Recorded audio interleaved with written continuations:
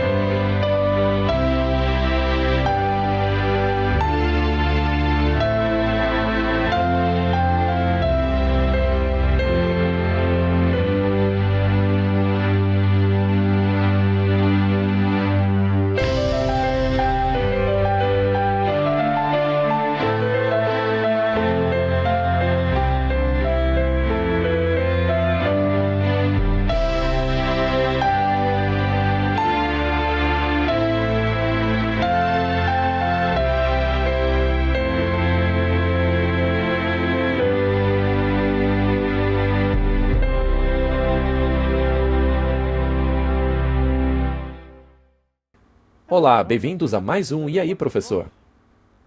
Oi, Walter. Beleza? Bom, do que falaremos hoje, hein? Um selo e uma marca. Um selo e uma marca. Bom, a palavra selo em inglês significa foca, não é isso, né? Eu acho que não é, né? Com certeza não. É um selo de verdade. Tá bom. Bem, vamos começar então. Vamos orar. Querido Pai Celeste, obrigado por nos abençoar e nos unir novamente. Pedimos que abençoe esta conversa e ilumine as nossas mentes. Mantenha-nos seguros e focados. Em nome de Jesus. Amém. Amém. Sabe, se fala muito sobre o selamento e o seu significado. Há muitas perguntas sobre esse tema. Há tantas versões com relação à marca da besta no mundo aí fora, que a gente pensou, bem, acho que vale a pena falar um pouco sobre esse tema. Vamos falar sobre selos e marcas. E aí, cada um pode decidir por si mesmo se a nossa explicação é bíblica ou não. E conforme você falou no último episódio do E aí, professor, chegaremos em um momento em que esse tema será predominante? Principalmente, Martin, porque nós estamos, e especialmente com relação ao último programa, estamos caminhando na direção ao momento em que a igreja e o Estado se unirão. Muito em breve haverá um selo e uma marca. É isso mesmo. Teremos que escolher um ou outro. Exatamente. Não haverá uma terceira opção para escolher. E se escolher o selo, o governo irá atrás de você? Exato. Não dá para ficar em cima do muro nessa questão. Muito bem, Apocalipse 7, versículo 3. Ele fala sobre os servos de Deus que são selados em suas testas. Bem, as novas traduções dizem em suas testas, mas a versão King James, em inglês, diz dentro das testas, que eu acredito ser a tradução correta, porque aí significa o seu padrão de pensamento, suas decisões cognitivas, correto? Então, precisamos aguardar até que os servos de Deus sejam selados em suas testas. Em Apocalipse 13, 16, você tem a marca da besta, que é colocada na mão direita ou dentro da testa. Então, obviamente, há uma escolha a ser feita aqui. Ou o selo de Deus, ou a marca da besta. Um dos dois. E em Apocalipse 13, 17, lemos que ninguém poderá comprar ou vender, exceto aquele que tem a marca, ou o nome da besta, ou o número do seu nome. Em outras palavras, se você decidir escolher o selo ao invés da marca, haverá retaliações. Haverá consequências para essa recusa, correto? As primeiras retaliações são econômicas. Será que as pessoas sofrerão tarifas aumentadas em 25%, 50% ou 200%? Eu não sei. Mas vai ser mais ou menos assim. O início da opressão terá um caráter financeiro. Algumas pessoas não poderão comprar ou vender. A questão, Martin, é a quem você serve. Essa é a conclusão. Esse é o ponto principal. Romanos 6,16. Não sabeis que daquele a quem vos ofereceis como servos para lhe obedecer, desse mesmo a quem obedeceis sois servos, seja do pecado para a morte ou da obediência para a justiça? Veja só, Martin, esse texto é muito interessante. Então, se você comete pecado... Aliás, qual é a definição de pecado? Transgressão da lei. O que, por sua vez, leva à morte. O salário do pecado é a morte. Morte eterna. Morte eterna.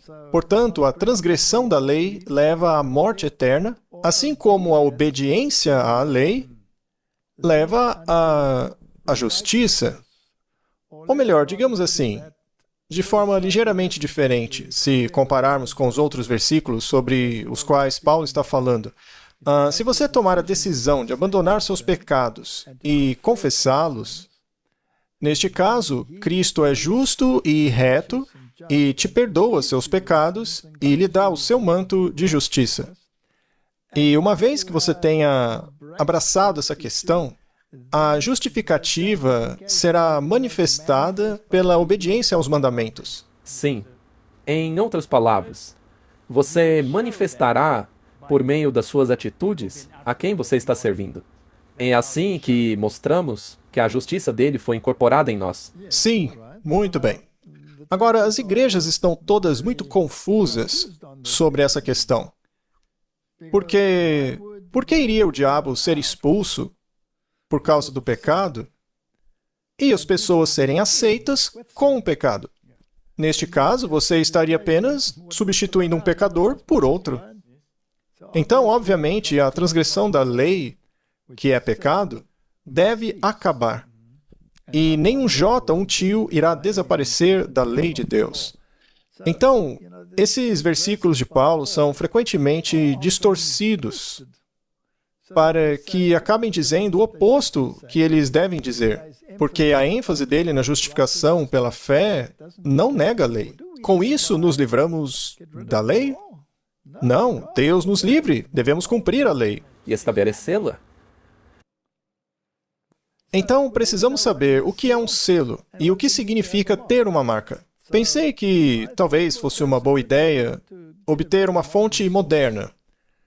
Alguma coisa com o nosso amigo Google.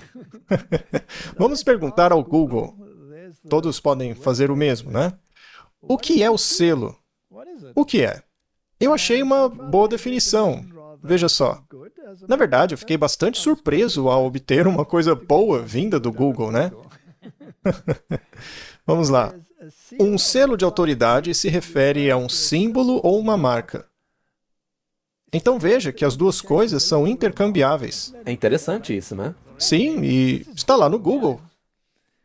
Bom, muitas vezes um selo ou um carimbo oficial é utilizado para autenticar documentos que significam a legitimidade e poder vinculativo de uma lei, decreto ou outra ação oficial. Eu achei isso excelente. Sim, porque está vinculado a uma lei. Vinculado a uma lei, vinculado a uma marca. Então, qual era o propósito de um selo de autoridade? Em primeiro lugar, a autenticação. Um selo serve como uma confirmação visual de que um documento ou ação é genuíno e autorizado. Agora, às vezes, o selo, como no caso daquele sobre o qual lemos na Bíblia, está dentro de sua testa. Então, você teria que fazer uma cirurgia para vê-lo, não é? Sim, mas ele é revelado pelos seus atos. Essa é a manifestação visual dele. Você está certíssimo. Ótima resposta. Legitimidade. Ele transmite a autoridade e o poder da pessoa ou instituição que emite o documento ou a ação. Então, é tudo uma questão de autoridade. É o principal. E, finalmente, proteção. Eu achei isso bem interessante. Há um elemento de proteção no selo. Isso é lindo, na verdade. Não é legal? Sim, porque sabemos muito bem o que vai acontecer no futuro. É incrível. No passado, os selos protegiam os documentos de serem adulterados ou falsificados. Não se pode adulterar isso.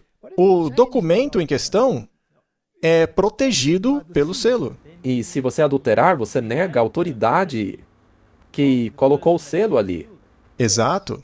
Ele também me deu um link para saber mais, para obter mais informações sobre isso. Aí eu cliquei no link. E ele me apresentou isso daqui, ó. Contexto histórico. Nos tempos antigos, os selos eram usados para autenticar decretos reais, contratos e outros documentos importantes. O selo de um rei ou governante conteria o seu nome, título e o território que governava, significando a sua autoridade. Eu também achei isso muito legal. Fiquei impressionado com o nosso amigo Google. Ou será que é ela, né? Amiga Google. Talvez professor Google. Ai, ai. Pelo menos o Google não exige que você o chame por nenhum pronome específico, né? Porque agora só temos 2 gêneros. Seja como for. Então, esses são pontos muito importantes. E eu achei que eles são relevantes para o tema de hoje. Se aplicarmos todos esses pontos e perguntarmos o que é o selo de Deus, então ele deve se encaixar mais ou menos nessa estrutura aí, não é? Com toda certeza. Muito bem. O que é o selo de Deus? Isaías 8:16 nos diz o que é. Ata o testemunho, sela a lei entre os meus discípulos.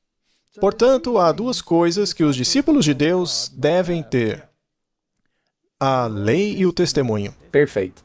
Lemos isso em algum lugar no capítulo 12 de Apocalipse? Sim, capítulo 12, verso 17. E eu acho também que em Apocalipse 19, verso 10. E o dragão irou-se contra a mulher e foi fazer guerra com o restante dos seus descendentes, que são aqueles que guardam o quê? A lei? Que guardam a lei e se apegam ao testemunho. Então, o testemunho é aquilo que todos os profetas testificaram. E a lei foi a primeira parte da Bíblia, a Torá, que continha os 10 mandamentos. Então, isso deveria ser selado entre o povo de Deus.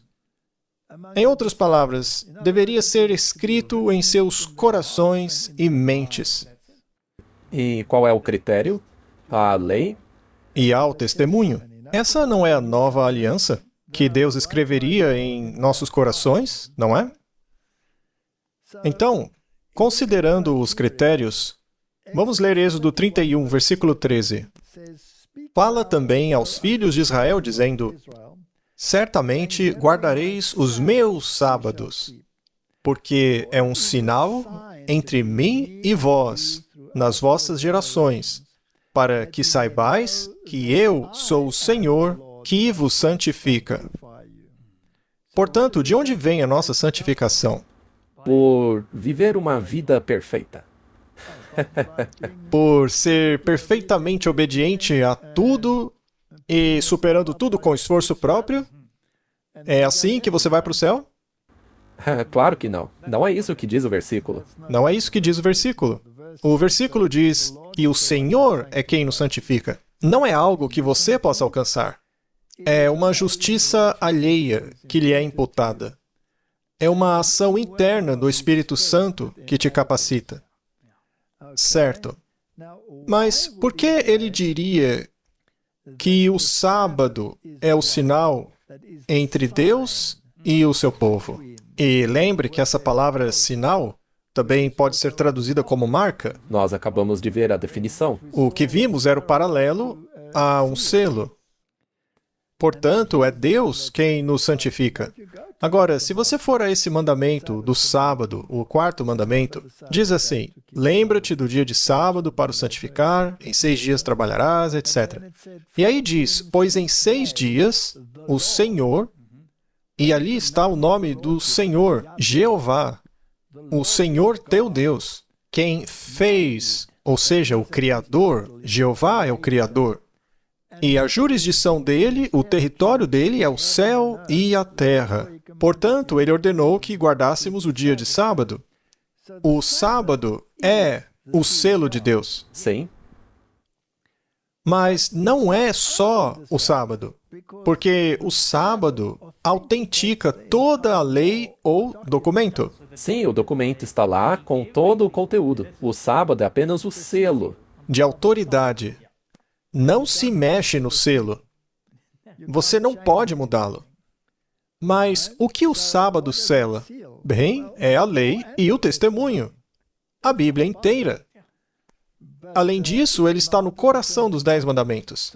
Está no cerne da própria lei. O sábado é o selo dos 10 mandamentos. Sendo assim, por acaso podemos trocar esse selo? Não.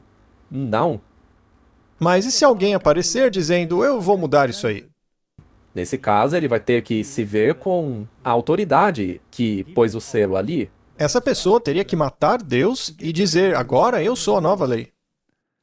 Caso ele não tenha feito isso, então existe um conflito de interesses, não é? Por acaso o chifre pequeno não se atreveu a mudar a lei? Sim. Não é?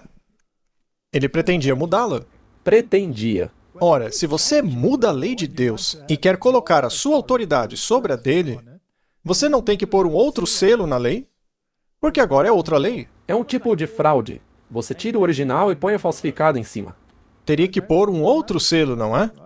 Se um governo tem leis estúpidas, aí vem um outro governo, revoga essas leis, joga tudo fora. Todas as leis da administração anterior. E passa a escrever ordens executivas, mudando todas as leis. Como está acontecendo agora. Então, uma nova assinatura tem que ser colocada lá, um novo carimbo de aprovação, um novo selo. É assim que se muda uma lei. Você tem que desfazer a anterior e colocar a sua. Mas e se a lei anterior for tão imutável que nem um jota, um tio, pode ser movido dela? Aí você vai ter problemas. Mas você vai lá e muda mesmo assim. Aí você está realmente encrencado. Eu acho que é isso mesmo, Martin. Podemos dizer que, de acordo com a definição ali que vimos do Google, o quarto mandamento é a única lei que atende a todos os critérios necessários para um selo?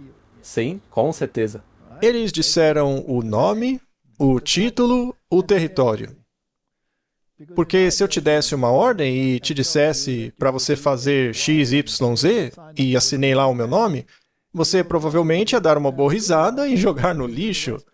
Ou você teria um ataque de raiva, ou uma das duas coisas, certo? Mas se alguém com um pouco mais de influência pode te colocar na cadeia se você não fizer aquilo, bem, aí você encararia a situação de outra forma, né? Vamos colocar assim, se você me der uma multa de trânsito, eu vou rir dela. Não é mesmo? Mas se a multa for dada por um guarda de trânsito, aí é diferente. Pois é, mas é isso mesmo. Se uma pessoa qualquer tenta repreendê-lo na estrada, isso provavelmente vai levar a uma briga. Certamente não daria ouvidos à pessoa. Muito bem. Então nós estabelecemos que o mandamento, o quarto mandamento, está absolutamente alinhado com o selo. Deuteronômio 6, versículo 2. Para que temas ao Senhor teu Deus e guarde todos os seus estatutos e os seus mandamentos, que eu te ordeno, tu, teu filho, o filho de teu filho, todos os dias da tua vida, e para que os seus dias sejam prolongados. Vamos ler o verso 6? E estas palavras que te ordeno hoje estarão no teu coração, e as ensinarás diligentemente aos teus filhos, e delas falarás assentado em tua casa, e andando pelo caminho, e deitando-te e levantando-te. Ou seja, Martin, o tempo todo. Esse é o princípio que dita as nossas vidas. É algo que deve estar arraigado no nosso viver. Tema a Deus e guarde os seus mandamentos. Este é o dever de todo homem. Não foi isso que Salomão escreveu? Deve fazer parte de você. Não é uma coisa que seja como uma tarefa. Não, tem que ser parte do seu ser. deve ser o princípio da nossa vida. E Salomão foi alguém que descobriu, por meio de circunstâncias dolorosas, que, de fato, esse deve ser o princípio da vida. Ele se desviou muito. Imagine só ter 200 esposas, cada uma com uma opinião diferente. Deve ter sido bastante estressante. E isso sem contar as concubinas, né? Você está falando só das esposas. Pois é. No total, dá cerca de 1000 mulheres. E as atarás como sinal, veja só a palavra aí de novo, e elas serão por frontais entre os teus olhos. Ou seja, Martin, você deve não apenas agir de acordo com a lei de Deus, mas também pensar de acordo com a lei de Deus. É algo que você deseja fazer. Tornou-se a sua mentalidade. Muito bem. Então, cele a lei e o testemunho. Aqui ele salienta a importância dos mandamentos e o selo de autoridade que autentica essa lei é encontrada no 4º mandamento dela. Certo. Qual é a diferença entre mandamentos e estatutos? Bem, Deus deu a eles muitas regras. Algumas eram estatutos civis, outros estatutos de saúde, outros estatutos morais. Então, é um coletivo.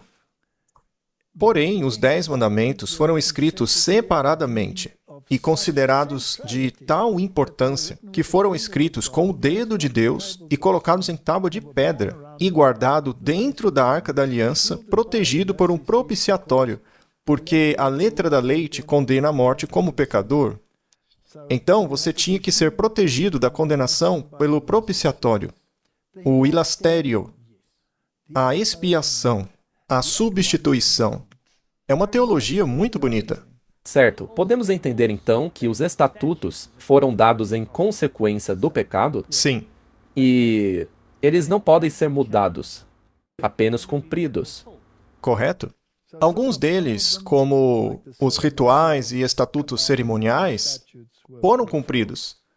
Mas a questão moral é eterna. Por isso foi escrita em pedra. E quando chegarmos ao céu, até mesmo os outros estatutos estarão cumpridos e não valerão mais. Só que a lei moral continua. Deus foi muito claro. A lei moral deve estar em nossas mãos. Isto significa temos que agir de acordo com ela. Os 10 mandamentos devem estar dentro de nossa mente para que pensemos adequadamente. Agora, onde é posta a marca da besta? Ou na mão ou na testa. Já a marca é diferente. Ela pode ser posta ou na mão ou na testa, ou seja, na mente. Ou seja, alguns farão por obrigação e outros porque acreditam naquilo. Farão porque acham que aquilo é o certo. Então, ou um ou outro, ou por obrigação ou porque você acredita naquilo. Mas os 10 mandamentos não, devem estar nas mãos e na mente. É quase como que o seu livre-arbítrio. Você começa acreditando em alguma coisa e depois agindo de acordo com ela. Correto? Efésios 4:30. E não entristeçais o Espírito Santo de Deus, pelo qual estáis selados para o dia da redenção. Então veja, há outro selo. Mas este selo, Martin, ele está, na verdade, gravado na sua mente. Então, o que havia que precisava ser selado? A lei e o testemunho. Tinha que ser selado na mente para que ficasse lá e não fosse removido da mente até o dia da redenção. Você tem que estar absolutamente convicto. Apenas uma pergunta. Então esse selo aí não é algo que você faz, é o Espírito Santo que está dentro de você. Quem te convence do pecado? O Espírito Santo. Qual é a função do Espírito Santo? Convencer do pecado, da justiça e do julgamento. Então, primeiro você é condenado pelo pecado. Eu sou um transgressor da lei. Aí eu sou convencido da justiça. E quem é que possui a justiça? Não sou eu, pois eu sou um transgressor. Cristo tem a justiça. Então, aqui está a solução para o meu problema do pecado. E no dia da redenção, o julgamento terá sido executado. Vamos para Apocalipse 7, versículo 3. Não danifiqueis a terra, nem o mar, nem as árvores, até que tenhamos selado os servos do nosso Deus dentro de suas testas. Então, onde deve estar essa convicção? No cognitivo, é uma decisão. Martin, este sinal te parece ser um selo físico ou é um selo espiritual? Me parece ser um selo espiritual. Então, não se trata de um carimbo do banco, ou um código de barras na cabeça, ou uma tatuagem, ou mesmo uma vacina. Ou talvez, quem sabe, um implante. Mesmo que seja do tamanho de um grão de arroz. Este daí é um selamento espiritual. É uma decisão que você toma em relação a uma autoridade e teologia específicas. Certo. Há uma citação no livro Eventos Finais. Diz assim: assim que o povo de Deus for selado em suas testas, que não é nenhum selo ou marca que pode ser visto, mas um estabelecimento da verdade, tanto intelectualmente quanto espiritualmente, para que eles não possam ser movidos. Assim que o povo de Deus for selado e preparado para a sacudidura, ela virá. Na verdade, já começou. Então, Martin, não é um sinal físico. De tudo o que lemos da Bíblia até agora, me parece bastante óbvio que o selo é uma questão espiritual. E que Deus, através do seu Espírito Santo, impressiona a mente de uma forma ou de outra. Bem, você quer ter o selo de Deus, certo? Claro que quero. Você quer o selo de Deus na sua mente, você quer agir de acordo com ele, certo? Então, os estatutos e os mandamentos têm que estar escritos dentro da mente. Eles são o selo. E o selo autentica um documento. No caso, a lei e o testemunho. Sendo assim, não se pode mexer e nem alterar o selo. É como a lei dos medos e persas. Depois que é promulgada, já era. Nem um tio ou um jota pode ser removida dessa lei. Nada pode ser alterado nessa lei. Mas esse tal estabelecimento, na verdade, também é interessante porque toda essa coisa espiritual é baseada na verdade. Baseada na verdade. E o que é a verdade? A palavra é a verdade. A lei é a verdade. Cristo é a verdade. Afinal, não se pode ter justiça sem Cristo. Então, a questão toda não faz sentido se não estiverem envolvidos a lei e o testemunho. Muito bem, agora que estabelecemos que o selo de Deus é um selo espiritual e não um selo físico, e que ele representa a autenticação de um documento, no caso, a lei e o testemunho, e também que as exigências de Deus, os 10 mandamentos, devem ser incorporados na mente e você deve agir de acordo com aquilo, então não devemos perguntar nós mesmos quais são as outras marcas na Bíblia? Existe uma marca interessante na Bíblia chamada a marca de Caim. Você não gostaria de saber o que é isso? Claro que sim. Muito bem. Se formos para as culturas antigas, seja a Assíria ou a cultura babilônica, eles retratam as coisas que ocorreram no mundo antes do dilúvio como formas deificadas daqueles indivíduos. Então, os primeiros governantes, os primeiros antediluvianos, como Abel ou Caim, ou qualquer um deles, foram mais tarde deificados como deuses. É interessante que o deus que era servido nessa época era Marduk. Marduk tinha autoridade para controlar o mal. Ele era a divindade que tinha autoridade para encarcerar ou punir, ou manter sob controle qualquer forma de mal. E ele recebeu essa autoridade de outra divindade chamada Anu. E Marduk tinha o sinal de Anu. E ele tinha uma espada e um tridente. Veja, as outras divindades, como Poseidon, por exemplo, ou Netuno, também tinham tridentes. Os tridentes são muito interessantes porque normalmente tinham raios ondulados e retos, que são uma referência aos aspectos masculino e feminino. Não precisamos entrar em todos os detalhes, mas o elemento da espada é muito importante, porque espada implica em autoridade e poder para impor aquilo que você quer ditar. Então, ele tinha o sinal de Anu. O sinal de Anu está aqui no braço. Parece um relógio, mas na verdade tem 8 raios. Basicamente 2 cruzes, uma sobre a outra. Então, são 8 raios. Esse era o sinal de Anu, ou o sinal de autoridade. Ao ampliarmos a imagem, vemos que há um anel ao redor da bainha, tudo com o sinal de Anu, que quer dizer que ele tinha autoridade para governar o mal. Esse livro de Tupper Saucy, Governantes do Mal, é um livro muito interessante, porque ele fala exatamente sobre este assunto. Ele considera as mitologias do mundo antigo e tenta determinar quem possui tal poder. Você vê estes sinais em relevos como esses daqui e também no teto do Capitólio. Você tem a espada na mão, o escudo governando sobre os desobedientes. Isso representa autoridade para governar. Essa espada geralmente está na mão do Estado, não é? A espada está nas mãos do Estado, mas existe uma espada que é mais alta do que a espada do Estado, ou seja, a espada da Igreja.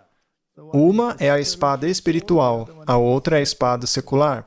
A espada espiritual é considerada mais poderosa que a espada secular. Portanto, a secular deve estar sujeita à espada espiritual. É uma união entre a Igreja e o Estado. Esse livro foi publicado com algumas capas diferentes. A primeira é essa daí à esquerda, que acabamos de comentar. Esse relevo você encontra no Capitólio dos Estados Unidos da América, lá em Washington, D.C. Agora, outra capa do mesmo livro em outras edições, porque, como eu disse, tem várias, tem um padre jesuíta com o sinal de Anu, o que é muito interessante. Tupper Saucy chegou à conclusão de que a espada espiritual por trás da espada secular foi imposta por meio de uma ordem militar que, segundo ele, foram os jesuítas. Essa é a conclusão a que ele chegou com base em sua pesquisa. E, pessoalmente, eu acho que ele acertou na mosca. Sem dúvida, se você usar outras fontes que temos, como por exemplo o espírito de profecia, vemos a mesma coisa. Muito bem. Vamos então destrinchar a marca de Caim. Gênesis 4, versículo 8, lemos assim: E falou Caim com Abel, seu irmão.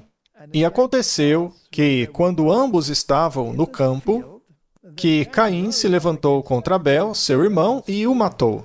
Agora, a razão pela qual ele fez isso é porque o sacrifício do cordeiro de Abel fora aceito, enquanto que o sacrifício de Caim, que era o produto, fruto do trabalho de suas próprias mãos, foi rejeitado. Em outras palavras, são 2 planos da salvação diferentes. sim, é O primeiro é a salvação pela fé, no sangue expiatório do Cordeiro, e o outro é a salvação pelas suas próprias obras. O plano da salvação que foi aceito foi aquele que colocou a fé no sacrifício que viria, do qual o Cordeiro era apenas um símbolo, que referia-se a Jesus Cristo. É a salvação em Cristo, aceitando a justiça de Cristo por meio do seu sangue expiatório. Este plano é o aceitável a Deus. Não há como você ser salvo por meio de suas próprias obras. São 2 religiões. E o que assusta é que os 2 sacrificaram. Os 2 sacrificaram, mas um sacrificou as obras de suas mãos, o seu próprio trabalho, que é a salvação pelas obras, e o outro sacrificou confiando num Redentor no qual a obra era feita fora de si mesmo. Era uma justiça que não vinha de dentro dele. Ou seja, duas mentalidades. Duas mentalidades no mundo. A maioria dos sistemas religiosos do mundo hoje tem a mentalidade de Caim. Vamos continuar a ler a história. Então ele foi, levantou-se e matou Abel. Bem, as duas mentalidades nunca se unirão. Uma sempre perseguirá a outra. Esse é o cerne da história. O versículo 10 diz: E ele disse, o que fizeste? Quem está falando aqui é Deus. A voz do sangue do teu irmão clama a mim desde a terra. Agora és maldito da terra, que abriu a boca para receber da tua mão o sangue do teu irmão. Quando lavrares a terra, ela não te dará mais a sua força. Fugitivo e vagabundo serás na terra. E disse Caim ao Senhor: O meu castigo é maior do que posso suportar. Eis que hoje me expulsaste da face da terra, e da tua face serei escondido, e serei fugitivo e vagabundo na terra. E acontecerá que todo aquele que me encontrar me matará. Muito bem, Caim está fazendo a pergunta: como evitar que as pessoas me matem? Bem, há algumas coisas interessantes aqui, Martin. A primeira é que é muito interessante que ele esteja escondido da face de Deus. Isto significa que Caim deveria estar sempre perdido? Bem, ele poderia salvar-se se aceitasse o sacrifício do cordeiro. Mas se ele rejeita isso, então permanecerá escondido da face de Deus. É uma escolha. E como ele vai se proteger de todos os que querem se livrar dele? Sendo assim, naturalmente, ele precisa de algum poder ou coisa parecida que lhe permitisse manter-se. Verso 15. E o Senhor lhe disse: Portanto, qualquer um que matar Caim, a vingança será tomada sobre ele 7 vezes mais. E o Senhor pôs um sinal em Caim, para que ninguém o encontrasse e o matasse.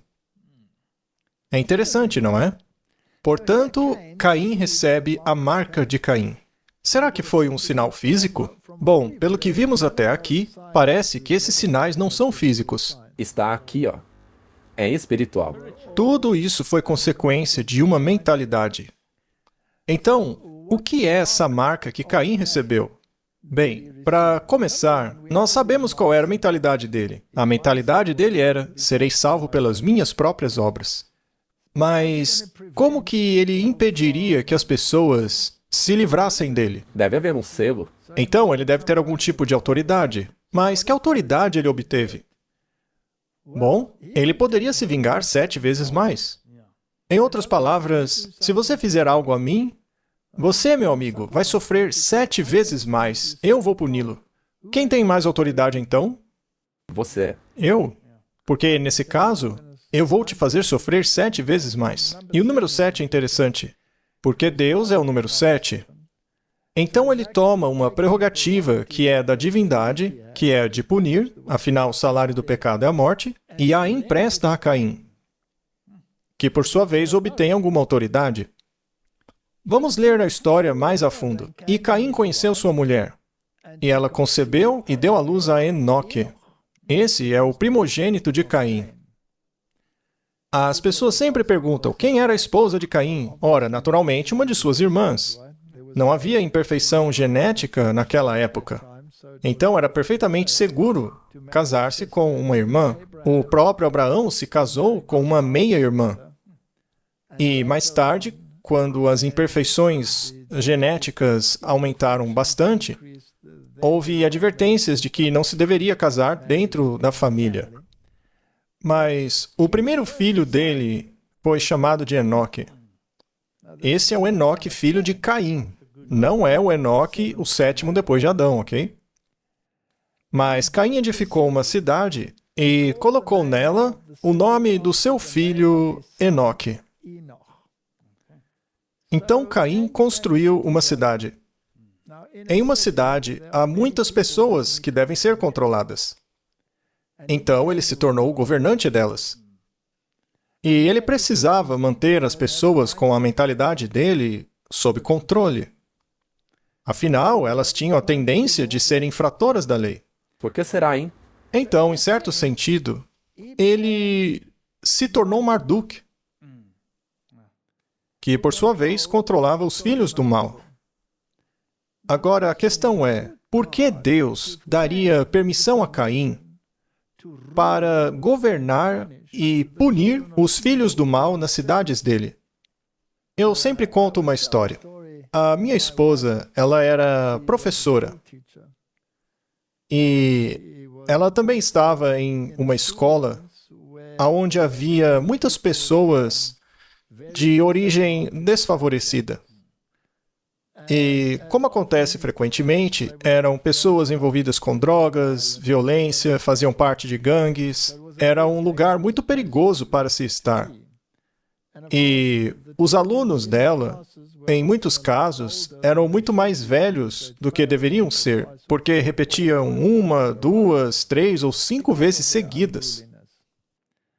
E, como uma pessoa bastante dócil e gentil, ela tentou manter a lei e a ordem, o que foi uma tarefa impossível. Então, em um ato de desespero, ela disse que não iria mais aplicar nenhuma regra, nenhuma regulamentação, porque eles não davam ouvidos mesmo, eles ignoravam. Então, ela disse a eles: agora vocês são os policiais, vocês vão aplicar a lei e a ordem em sala de aula. Vamos ver como vão lidar com isso. Se alguém assobia e fala e não escuta na aula, qual será a punição dessa pessoa, no caso? Quem vai garantir que coisas assim não aconteçam? Porque comigo não funciona. Então, vocês vão fazer as regras e vocês vão dar a punição para os transgressores. Então, eles fizeram as regras. Conversar em sala de aula, punição tal.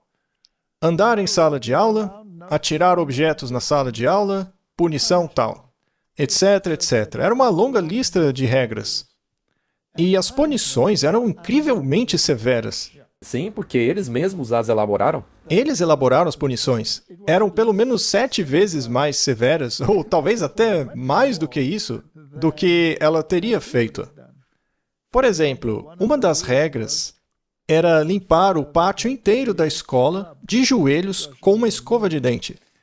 E o pátio era realmente grande, então os joelhos do aluno ficavam em mísero estado quando terminavam.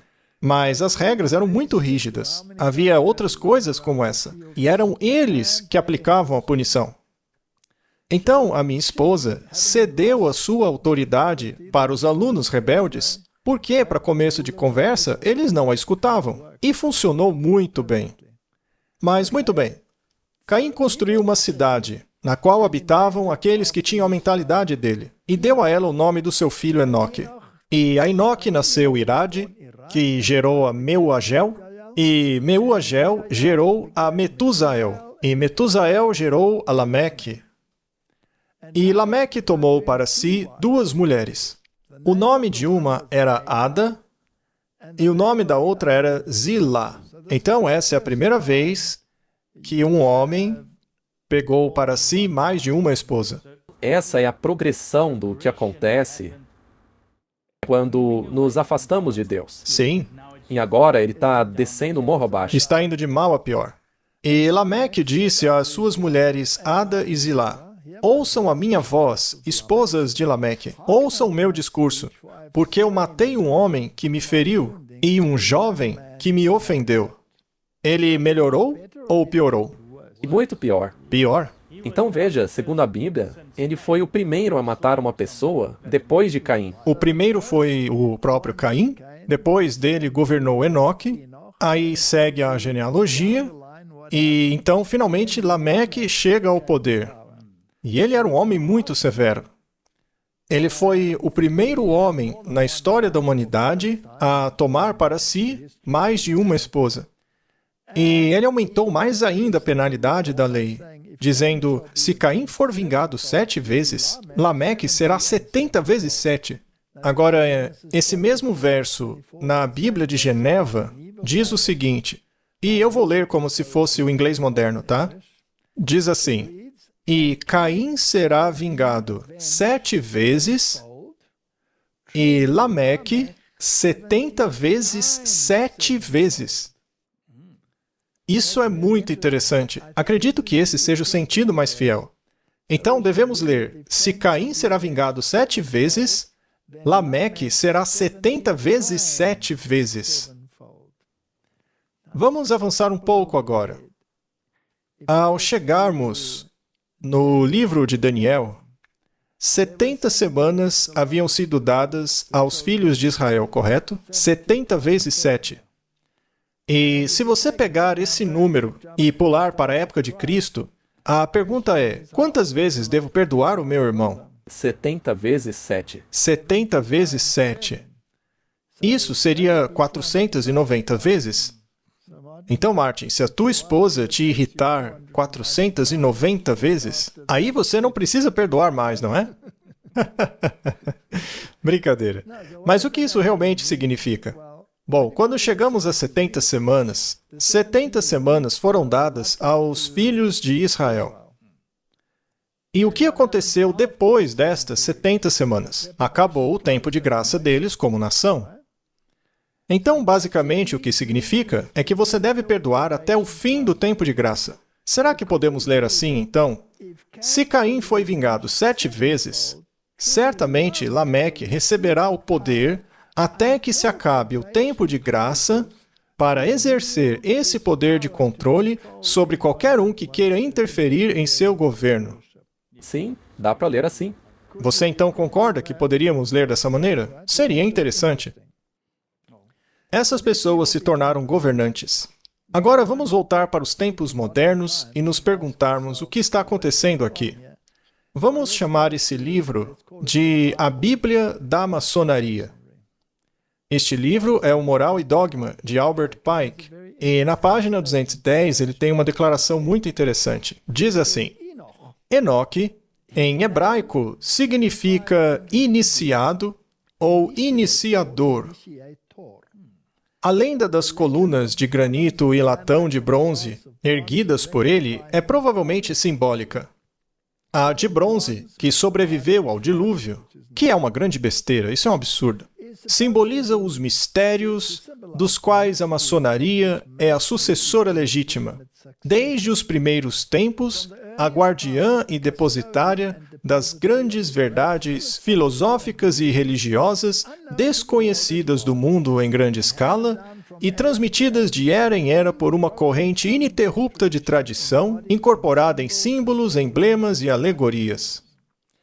Em outras palavras, a filosofia da maçonaria e as tradições e os símbolos e alegorias, tudo isso é transmitido desde a época de Enoque. Mas qual Enoque? O bom ou o mau? Com certeza, o filho de Caim. Isso é importante salientar. Agora, a outra parte nesse livro aí dos maçons, que eles informam as idades. E a partir disso, podemos deduzir que é impossível que seja o Enoque bom, porque ele veio muito depois. Pelo contrário, se refere ao tempo do Enoque, filho de Caim. Então, é daí que vem esse poder exercido nos bastidores e será exercido até o fim dos tempos. Além disso, ainda dentro dos escritos maçônicos, aprendemos que Nimrod é aquele, depois do dilúvio, que perpetuou essa filosofia. E é claro que o Cã tinha pleno conhecimento dos mistérios. Ele tinha um cérebro muito bom, só que não era exatamente o filho mais fiel que Noé tinha, não é verdade? Mas o filho de Noé, Cã, tinha essa filosofia, essa dicotomia em sua mente, e passou ela para sua posteridade. Então, Nimrod, que era um dos filhos de Cush, ele é o iniciador da maçonaria moderna. Acontece que, na verdade, é a mesma filosofia que veio de Caim. Eles exerciam uma autoridade específica. E o nome dele significa rebelde. Sim, Ele se rebela contra Deus. contra Deus. É ter uma mentalidade contrária a Ele. É ter um outro plano de salvação. Agora vamos voltar àqueles relevos antigos e ver se conseguimos encontrar alguma coisa. Esse daqui data de 823 a 811 a.C. Esse é o governante Shamash Adad V. Vamos dar uma olhada em alguns símbolos. Mais uma vez, ele usa o mesmo relógio que Marduk usava, mas nesse caso não dá para ver a face do relógio. Mas aqui em cima você vê o círculo de 8 pontas, de 8 raios. Este é o sinal de Anu. E logo aqui você tem algo que se parece como uma bússola, certo? Como um compasso e um esquadro. Você tem o símbolo de Baal Haddad. É algo que pode ser semelhante ao que chamamos de calendário asteca atualmente. E então você tem uma tríplice coroa ali. É muito interessante. Aí nos perguntamos, ao longo da história, quem tem todos esses símbolos? Agora, é muito interessante o que ele tem em volta do pescoço. Vemos aqui a cruz de Malta. Obviamente, não tem nada a ver com o Calvário, pois isso ocorreu mais de 800 anos antes de Cristo. Então, a cruz de Malta é muito importante. Tem também esse cinto, e logo abaixo você vê o cabo da espada dele, que representa a sua autoridade. E no outro braço, com certeza vemos o sinal de Anu. Sim, o sinal de Anu está logo aqui embaixo. Então temos aqui todos os símbolos. E esses governantes poderosos eram os únicos que receberam o poder de Marduk a fim de governarem.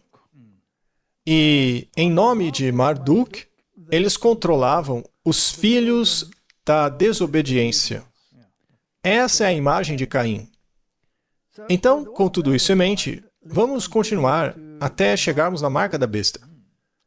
Então, vimos a marca de Caim, e obviamente é um símbolo que lhe deu autoridade para se proteger contra qualquer um que quisesse interferir em seu governo.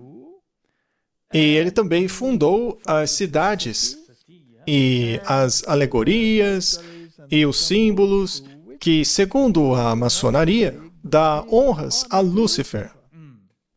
É um sistema de salvação pelas obras. Esse sempre foi o ponto principal. É o mesmo que Caim. Agora, Martin, o maior sinal de Anu no mundo hoje está lá na Praça do Vaticano. São 8 linhas de 2 cruzes, uma dentro da outra. Então, esse é o sinal de autoridade de Anu. Então, Anu foi quem lhe deu autoridade. Agora, se você ler a Bíblia, verá que aquele que permitiu que ele governasse o mal foi o próprio Deus. Mas quem é realmente adorado é Marduk. Então, aqui está o símbolo dessa autoridade. Agora, quando o autor daquele livro colocou na capa os jesuítas com o símbolo de Anu em seu pescoço, será que ele não quer dizer que estes estão governando os maus nos bastidores? É o que ele quer dizer. Agora, qual é a marca da besta? Bem, já sabemos qual é a marca de Deus, então qual é a marca da besta?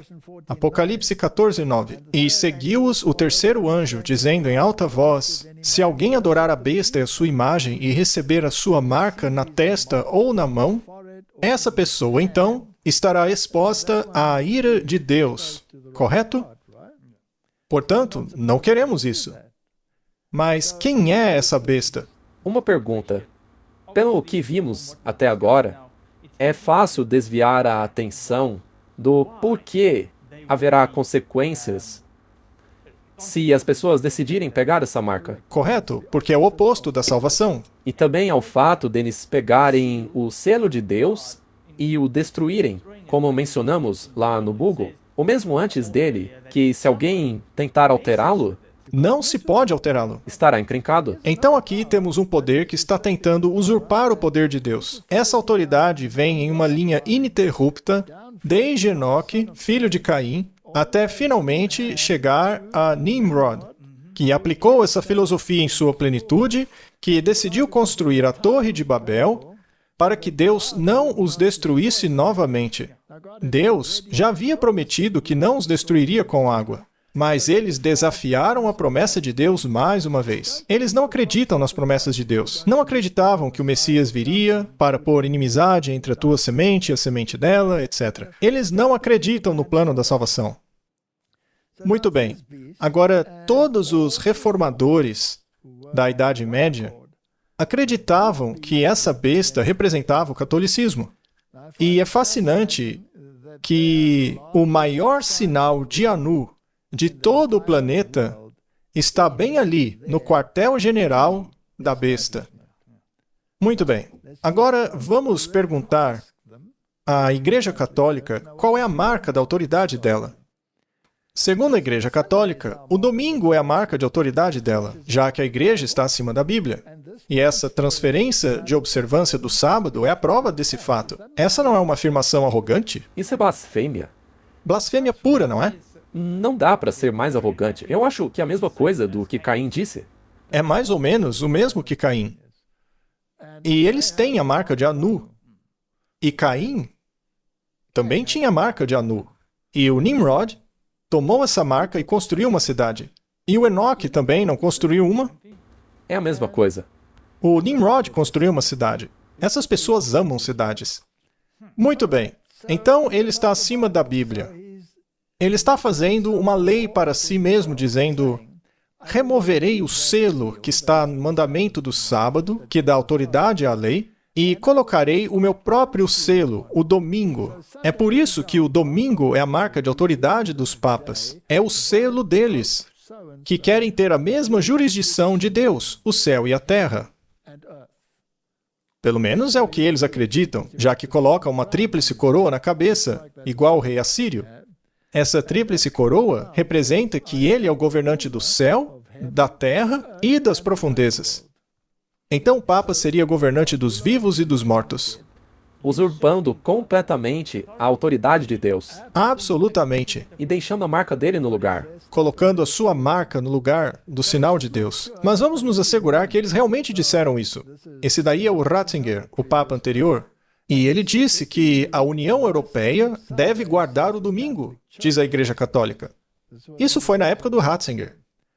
E o Papa João Paulo II, que foi declarado um santo, disse que uma pessoa que viola a santidade do domingo deve ser punida como herege. Martin, como os hereges eram punidos? Com tortura e morte. Ah, então parece que eles estão falando bem sério. Isso significa então que eles querem exercer a autoridade deles sobre os outros? Com certeza. Se você aceitar este sinal, essa marca da autoridade deles, isso significa que você reconhece a autoridade deles acima da palavra de Deus. É claro, você está aceitando outra autoridade que não é aquela da Bíblia, que é Deus. Cabe a nós escolher qual autoridade queremos servir. Onde é colocado o selo de Deus? Na testa? E Na sua mão? a marca deles? Ou na testa ou na mão. Tanto faz. Ou você a tem nas mãos, ou seja, obedece porque é obrigado. Sim, você não tem que acreditar naquilo. Você faz porque é forçado. E o outro lugar é na testa, na mente. Ou seja, você obedece porque concorda com aquilo. Você acha que Jesus mudou a lei, que Jesus arrancou o seu próprio selo. E isso te faz submisso a essa nova autoridade. Isso, escolhem o Papa como autoridade. A Igreja Católica inventou o purgatório, sendo o Papa aquele que te liberta da punição do pecado, e não Jesus Cristo na cruz. É realmente outra autoridade. São dois tipos de salvação, não é? Sem dúvida. E é exatamente isso que nos leva de volta a Caim e a Abel. Martin, eu acho interessante que em 2005, um padre jesuíta de nome Joseph Fessio disse ao Meet the Press, e aliás, esse é o fundador da Ignatius Press, então isso também nos diz muita coisa, né? Mas ele disse que aqueles que se rebelam contra os ensinamentos autênticos da igreja estão se rebelando contra Deus. Ora, mas o que fazer se esses ensinos da igreja são opostos à Bíblia? Neste caso, contra qual Deus você está se rebelando? O Deus deles? Não é interessante que o Papa use branco? Não é essa a cor da retidão? Essa não é uma prerrogativa de Cristo? Ele é o único que tem permissão para fazer isso. Sim, isso é muito interessante. Então, Martin, essa é a outra forma de salvação, que envolve a salvação pelas obras. Mas quão importante é esse poder? Bom, o Tomás de Aquino disse que o Papa, por direito divino, tem poder espiritual e temporal, como sendo o supremo rei do mundo. Martin, será que o Papa carrega a marca de Caim? Sem dúvida. Ele também governa sobre os maus. Muito bem. Mas o Papa tem esse poder? O Papa de Roma, como chefe do governo papal, reivindica a soberania absoluta e supremacia sobre todos os governos da Terra. Que situação interessante! Então, ele tem toda a autoridade. Então, o selo de quem vai ficar no documento? O dele. Então, ou você tem o selo de Deus, ou o selo do Papa. Ou você tem o selo do Deus do céu, ou o daquele que afirma ser Deus nessa terra, que se coloca acima da Bíblia. Ele disse isso. Então, o cardeal Manning disse que o direito de depor reis é inerente à soberania suprema que os papas, como vice-regentes de Cristo, exercem sobre todas as nações cristãs. Mas lembre que a citação anterior disse todas as nações. Então, o cardeal Manning estava apenas sendo pouco cuidadoso em sua fraseologia. Mas, na verdade, ele quer dizer todas as nações. E isso foi tirado do livro A História dos Jesuítas. Agora, ele não parece ter toda essa autoridade. O Papa parece apenas um homenzinho vestido de branco, sentado lá em Roma. Mas ele tem o sinal de Anu no pátio dele. Mas por meio de quem ele exerce toda essa autoridade? Obviamente, por meio dos poderes civis, certo? E quem é o seu principal interlocutor? Bem, a Bíblia nos diz, em Apocalipse 13:11, que haverá outra besta, outro reino que chegaria à terra, que tem o princípio de cordeiro, mas fala como dragão. E é assim que a primeira besta, o catolicismo romano, fala. E ele, ou seja, esse segundo poder, exerce todo o poder da primeira besta diante dele. Este poder é controlar os filhos do mal nesta terra. E essa besta tem o mesmo poder que a anterior tinha, e o faz em favor dela. Sim. Já que esse segundo poder faz com que a terra e o que nelas habitam adorem a primeira besta. Ela faz isso em favor da primeira besta, aquela cuja ferida mortal fora curada. Então aqui está o poder que sabemos que só pode ser aplicado aos Estados Unidos da América, porque é um poder semelhante ao de um cordeiro e deve ter poder político suficiente para controlar os problemas da terra.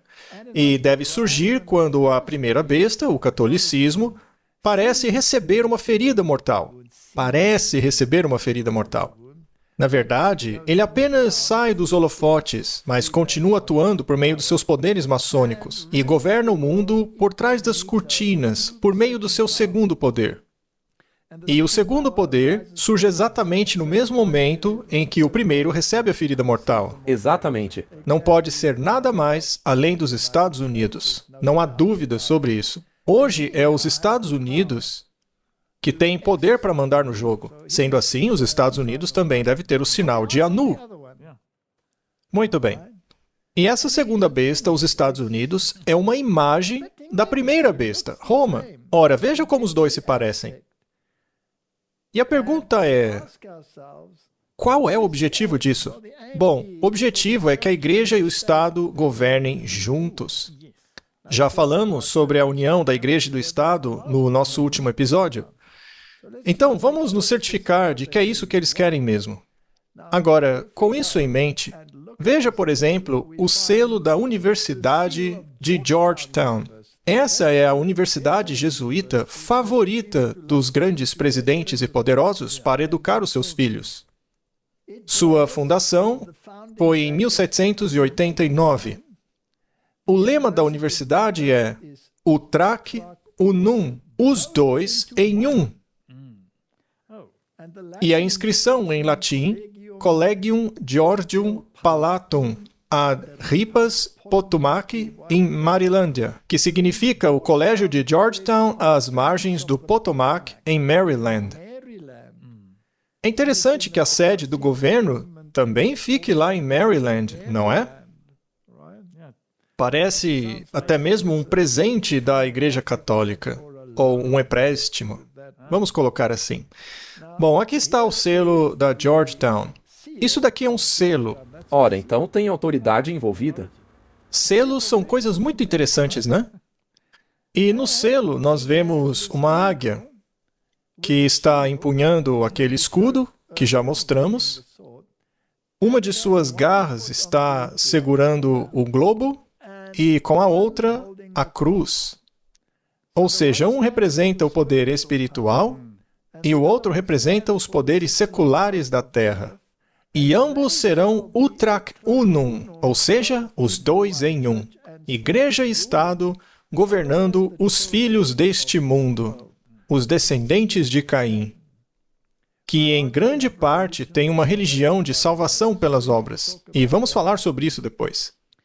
Mas, basicamente, o que estamos fazendo, Martin, é sair dos aspectos históricos de onde estamos na linha do tempo, politicamente, o que foi feito no último episódio, e agora estamos olhando de um ângulo espiritual para identificar a questão. Bom, o catolicismo nega a expiação.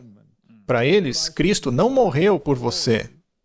A gente já mostrou isso aqui também muitas vezes. E todas as outras religiões do mundo têm, em grande parte, a mesma filosofia, a de que são as suas obras que trazem o favor de Deus a você.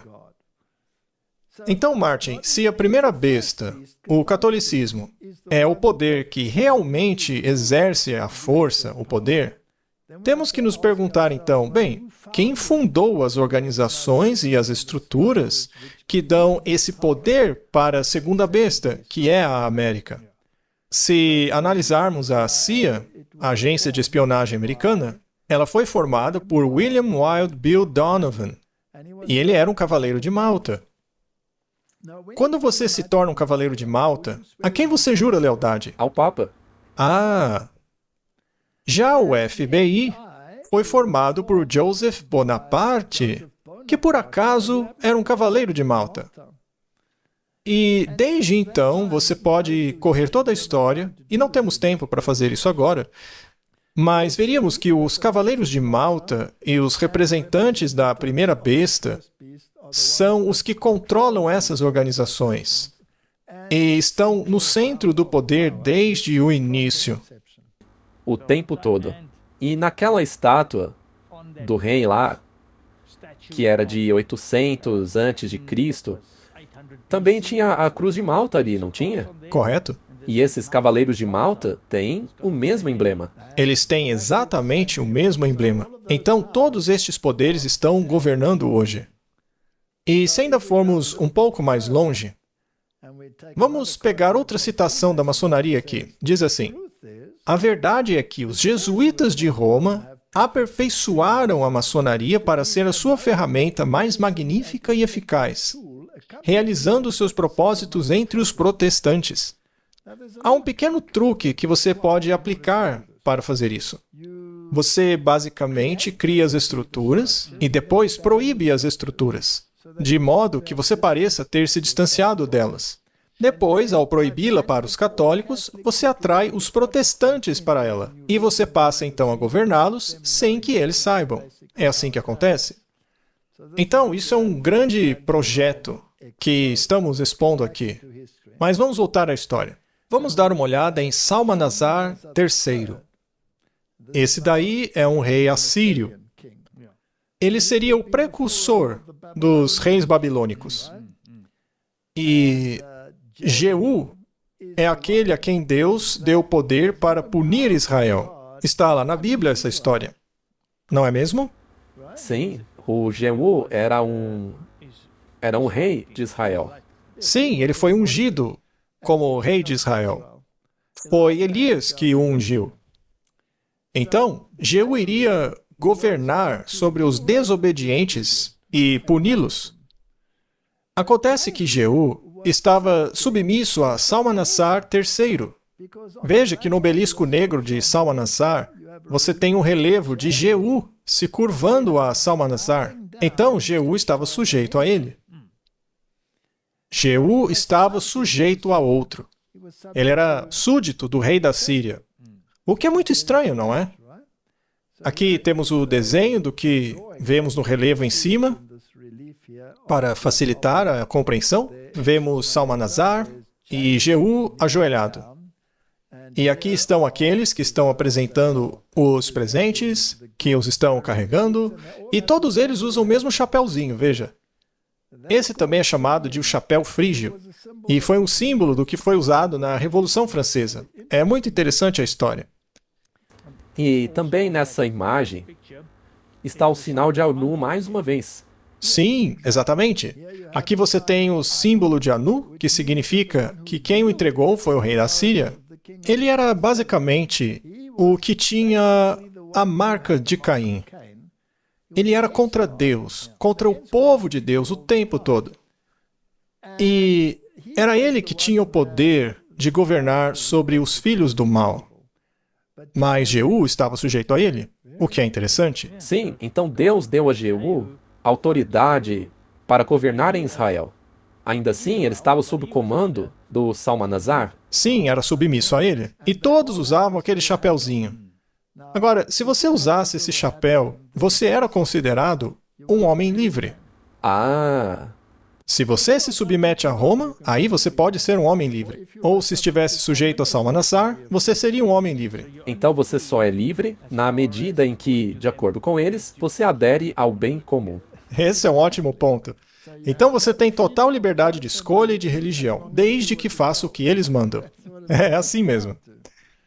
Bem, Martin, considerando os Estados Unidos, vamos olhar para o emblema ou selo do Senado dos Estados Unidos, que é o órgão máximo do governo. Também temos aqui o Departamento do Exército. Você tem o mesmo chapeuzinho que, por acaso, está aqui no deus Mitra, o deus do sol, veja só. Então, a divindade que você tinha era, na verdade, Marduk. Ele era o deus do sol. Mais tarde, na época dos Medos e Persas, o deus sol se tornou o Mitra, que, por sua vez, tinha esse mesmo chapéu.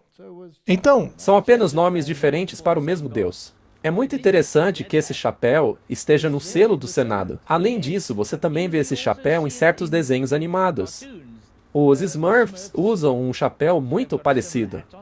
sim, Também tem o Nuri. Ele também usa um chapéu semelhante. Todos eles querem passar o recado de que estão no governo. agora, o que está escrito aqui é muito interessante, porque é semelhante ao que tinha no selo dos jesuítas. Diz aqui, de muitos somos um. Ah, sim, você se refere ao selo da Georgetown, né? Sim, que dizia, ambos somos um. Ou seja, os governantes da terra e a igreja são um. Então, a igreja afirma ter a espada do Espírito, e a espada secular está sujeita a ela. A espada superior tem o verdadeiro poder de Anu, e dá esse poder àquele que deve exercê-lo, ou seja, o Estado. E a fim de exercer esse poder, você tem o mesmo chapeuzinho com uma serpente tendo poder sobre ele. E esse é o exército fazendo o trabalho em nome de outro sistema.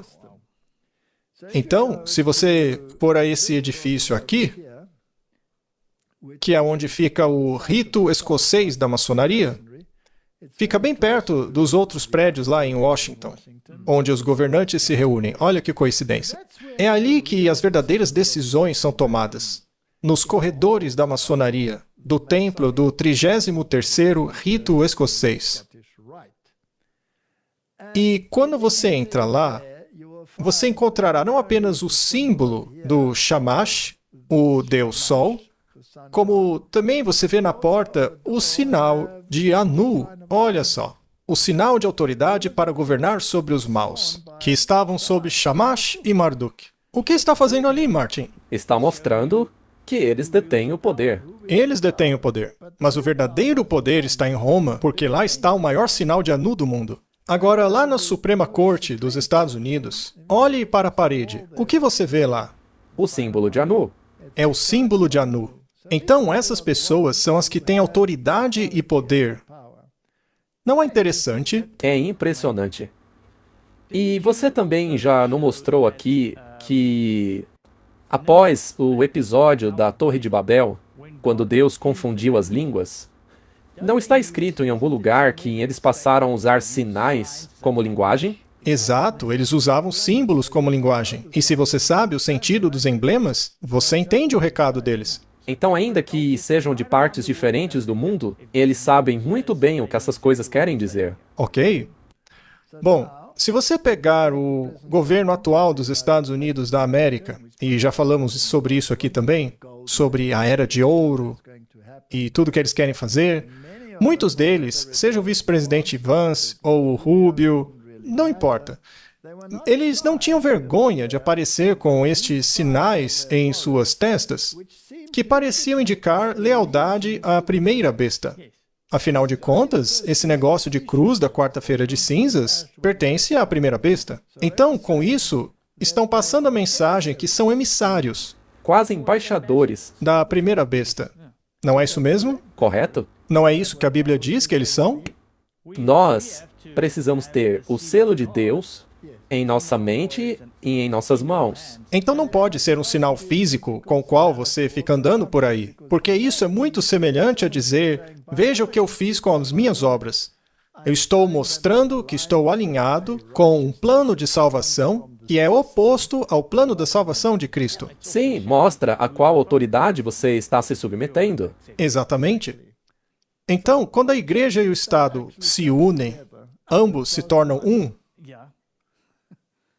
que é basicamente contra a Constituição dos Estados Unidos, que separa a igreja do Estado. Algo que o atual presidente do Congresso já disse discordar completamente. Mas ao defender a união da igreja e do Estado, você está indo contra a Constituição. Lemos em Testemunhos para a Igreja, volume 5. Nosso país repudiará todos os princípios de sua Constituição como um governo protestante e republicano, e fará provisão para a propagação de falsidades e ilusões papais. Não está acontecendo? Dá para ver na testa deles? Então poderemos saber que chegou a hora da impressionante obra de Satanás e que o fim está próximo. Isso é a escrita na parede. Claro que é. Mas nem todos estão entendendo o que está sendo escrito na parede. Exatamente. Nem mesmo os líderes. Porque lemos também em outra declaração o seguinte: não há muitos, mesmo entre os educadores e estadistas, que compreendam as causas que fundamentam o estado atual da sociedade. Aqueles que detêm as rédeas do governo não são capazes de resolver o problema da moralidade, corrupção, pobreza, pauperismo e aumento da criminalidade. Então, temos todos esses cartéis, todos esses movimentos, tentam destruir esse e aquele, mas parece que a coisa só piora, nada melhora. Temos aí a crise do fentanil, daquela droga terrível. Mas agora existe uma esperança. A Era de Ouro tem essa euforia, né? Pois é. Eles estão lutando em vão para colocar as operações comerciais em uma base mais segura. Você diria que o mundo está em uma turbulência econômica neste exato momento? Ora, qualquer pessoa consegue ver isso. Se os homens dessem mais atenção ao ensino da palavra de Deus, descobririam a solução dos problemas que os deixam perplexos. Mas eles não o fazem. Eles não encontram a solução porque não procuram na palavra de Deus. Eles buscam a solução no poder de Anu, na marca de Caim. E então o grande enganador persuadirá os homens de que aqueles que servem a Deus estão causando estes males. Ou seja, Martin, haverá tornados, haverá catástrofes, haverá ainda mais drogas chegando, todo tipo de caos econômico. E a classe que provocou o desagrado do céu colocará a culpa de todos os seus problemas sobre aqueles cuja obediência aos mandamentos de Deus é uma perpétua repreensão aos transgressores. Será declarado que os homens estão ofendendo a Deus pela violação do sábado dominical. que este pecado trouxe as calamidades, que não irão parar até que a observância do domingo seja rigorosamente aplicada, e que aqueles que apresentam as reivindicações do quarto mandamento, que incorpora o selo de Deus, como vimos nas Escrituras, destruindo assim a reverência pelo domingo, perturbadores do povo, impedindo a restauração do favor divino e prosperidade temporal. Então, para que essa tal era de ouro funcione, é necessário colocar as pessoas de volta na linha, obedientes ao sistema. As leis terão que se tornar cada vez mais draconianas e opressoras para isso. Por fim, dirão que precisamos recuperar a moralidade, temos que levar as pessoas de volta a Deus. Mas qual Deus? Aquele que coloca cinzas na sua testa? Ou do Deus que coloca o seu selo dentro da sua mente? Essa não é a escolha? Sim, temos que escolher qual autoridade. E se você olha para os eventos atuais, a gente está muito próximo, né? Essas leis não podem ser... Veja, não é improvável que aconteça muito em breve. Eu creio que os últimos eventos serão rápidos. Então, essa é a era de ouro que eles querem tanto alcançar. E cada um deles está propagando uma utopia aqui na Terra. Por outro lado, a Bíblia diz que a Terra irá de mal a pior. E aí sim o reino de Deus será estabelecido, quando todos os sistemas políticos da Terra forem destruídos. Exatamente. A citação anterior não dizia prosperidade temporal? Sim. Nós desenvolvemos minuciosamente aquilo que chamamos de cartão de ouro, que muito em breve estará à venda. Por $5 milhões, permitiremos que as pessoas mais bem-sucedidas na criação de empregos de todo o mundo tenham a oportunidade de comprar a cidadania americana. É como o Green Card, mas muito melhor. Como comandante-chefe, meu foco é construir o exército mais poderoso do mundo. E como primeiro passo, vou pedir ao nosso Congresso que financie um domo de ouro, um escudo de defesa antimísseis para proteger a nossa pátria. Totalmente feito nos Estados Unidos. Outros países já têm isso. E os Estados Unidos precisam ter também, certo, Tian? A gente também precisa ter. Eu quero agradecer a todos. Isso é muito importante. Pois esse mundo é perigoso e a gente precisa disso. Precisamos estar protegidos. Vamos proteger os nossos cidadãos americanos. Eu acredito que a minha vida foi salva naquele dia em Butler por uma boa razão. Fui salvo por Deus para tornar a América grande novamente. Eu creio nisso.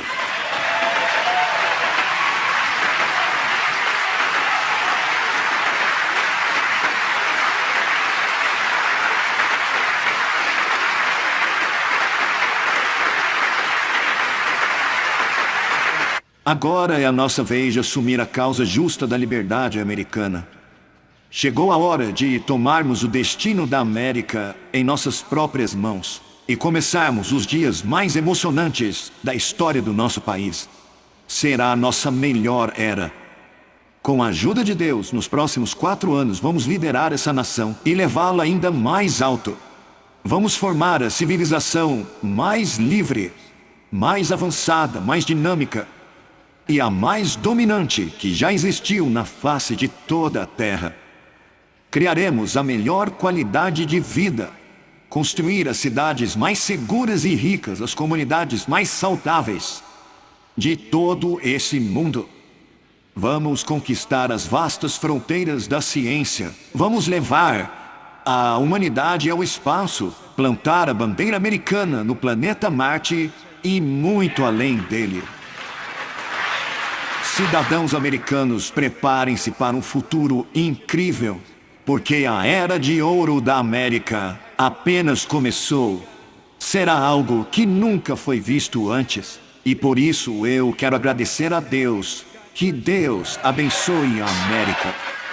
Vale a pena mostrar isso de novo, não é? Eu também acho. Percebi uma coisa interessante que não tinha visto da última vez. Essa era será construída. Ah, Nimrod foi um grande construtor. Caim foi um grande construtor. Enoque foi um grande construtor. Herodes também foi. Veja, não há nada de errado em ser um grande construtor. Mas se esse edifício estiver em contraposição àquilo que Deus tem em mente, aí sim temos um problema. Bom, ele também disse o governo mais dominante. Isso não soa para você como o sinal de Anu? Ora, com certeza.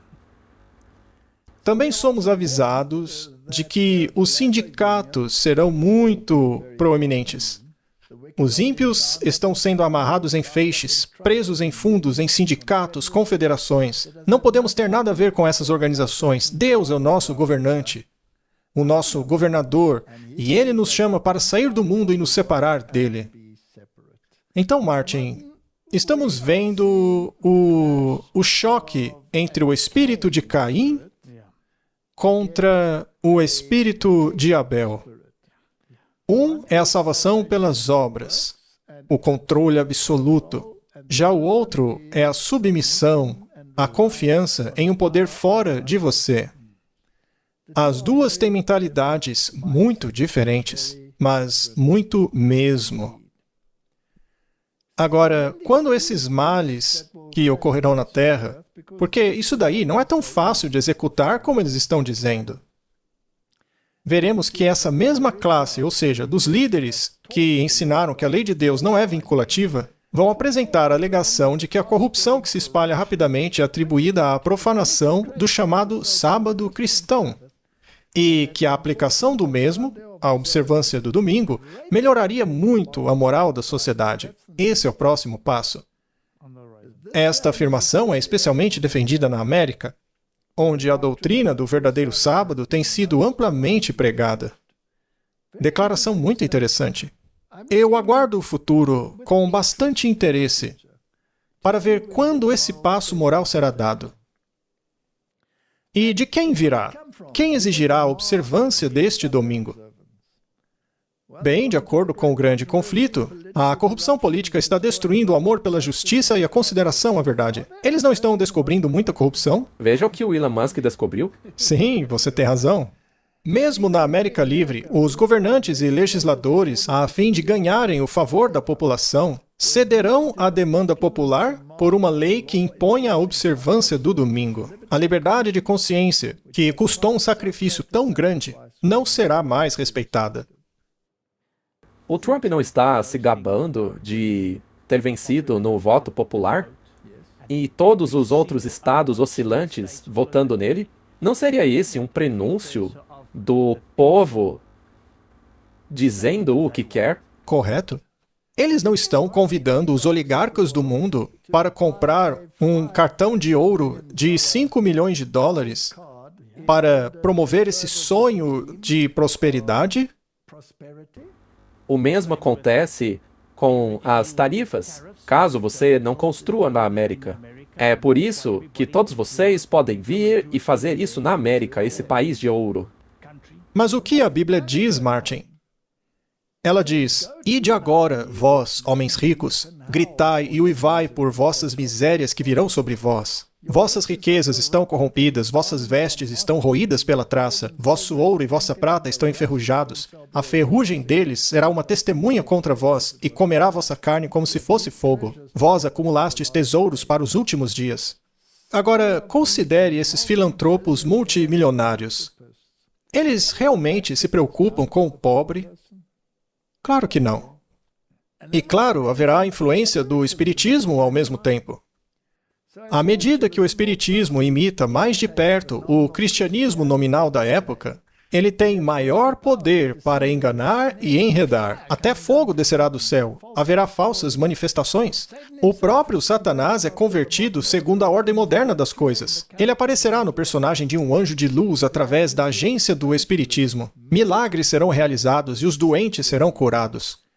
Muitas maravilhas inegáveis serão realizadas. E uma vez que os espíritos professarão fé na Bíblia e manifestarão respeito pelas instituições da igreja, mas qual igreja, Martin? Roma, é claro. Exato. Seu trabalho será aceito como uma manifestação do poder divino. Então, tudo isso junto é o que podemos esperar dos últimos dias. E então teremos um tempo de angústia como nunca houve, desde que há nação até aquele tempo. Mas a boa notícia é que, naquele tempo, seu povo será libertado, todo aquele que for achado escrito no livro. Estamos perto desse tempo? Olha, eu acredito que sim, muito perto.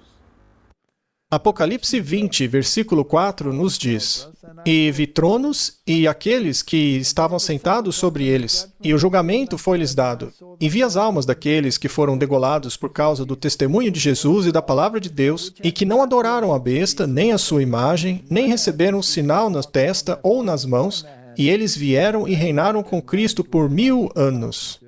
Então, mesmo que eles sejam a minoria aqui, em Cristo, eles terão a vitória. Eles vencerão a besta. Terão a vitória sobre a imagem. Então, essas duas fotos aqui, essa besta com os elementos da Babilônia e da Medo-Pérsia e da Grécia e de Roma e que possui o sinal de Anu.